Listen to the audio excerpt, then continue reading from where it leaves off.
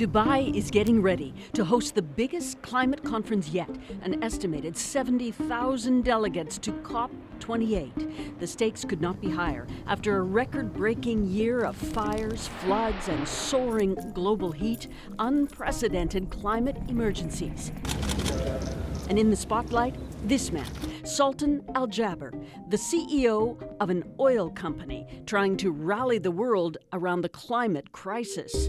As president of this year's COP, he's the face of the United Arab Emirates green persuasion, peddling the promise that the oil and gas industry that made this region rich must be part of the solution.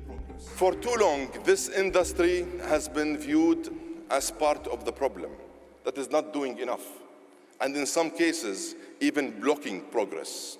This is your opportunity to show the world that, in fact, you are central to the solution.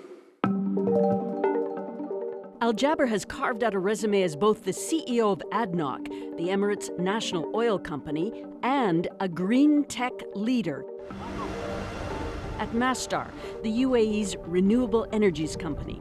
So when he was handpicked by the UAE to lead COP, he got the backing of some leading climate advocates, like John Kerry, the U.S.'s climate envoy.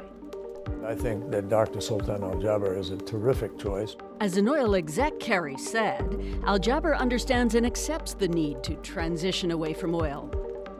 Climate philanthropist Michael Bloomberg got on board behind Al Jaber, saying, for an epic challenge, we need all the allies, especially in oil and gas, we can get. King Charles gave him a supportive audience and agreed to kick off COP28 in Dubai this week. But Al Jaber's appointment touched off a swarm of controversy. More than 100 activists and politicians demanded he be removed or give up his oil executive position, arguing that his leadership puts the fossil fuel industry inside the high-level negotiations and cements its outsized influence. They know the truth, and they Al Gore, a leading environmentalist, fired back. Do you take us for fools? He's the CEO of the Abu Dhabi National Oil Company, owned by Abu Dhabi. So this is the person in charge of the COP. He's a nice guy. He's a smart guy. But a conflict of interest is a conflict of interest. Amy Westervelt, a climate journalist, says Al Jaber's position is a first. He gets to be in the room, and that's really the first time that any oil company president has been in the room at COP. Sultan Al Jaber has been working towards this for decades.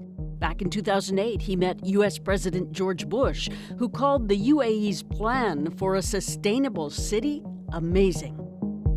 Secretary of State Hillary Clinton toured Masdar's operations.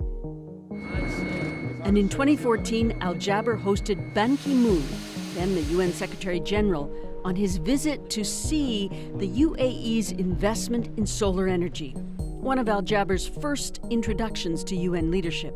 He was being groomed as a powerful asset for the UAE's diplomatic strategy, says Westervelt. We want to be doing business with the West, and to do that, we need someone that can be taken seriously in those rooms and that seems like a modern, progressive thinker. And that is who Al Jaber is for them. In an investigative report, Amy Westervelt details the multi-millions of dollars paid to PR agencies to shape Al Jaber's image, to put him in the room with the most influential validators, she says. I think the goal was hosting a climate summit and having Al Jaber run it. And I think that they were pretty strategic about, look, if our business is energy, everything we do is pegged to the petroeconomy. So if we don't have a major role in what happens with the future of this industry, we're done for. Time magazine has put him on the cover, calling attention to the man in the middle. We need to phase out emissions from all sectors, including transportation, agriculture, heavy industry, and of course, fossil fuels. Sandrine Dixon de Clèves has worked at the heart of international climate negotiations for over 30 years. Can the Sultan grab this moment and demonstrate true leadership by declaring a fossil energy phase out? Al-Jaber is signaling he's listening. But Harjeet Singh with Climate Action Network is skeptical. Can we really trust the oil and gas industry? That's the question. We want to see the beginning of the end of fossil fuel era. And how can you believe an industry would be taking any such suicidal move? COP28 opens Thursday with skepticism. But with the stakes so high, there is also space for hope.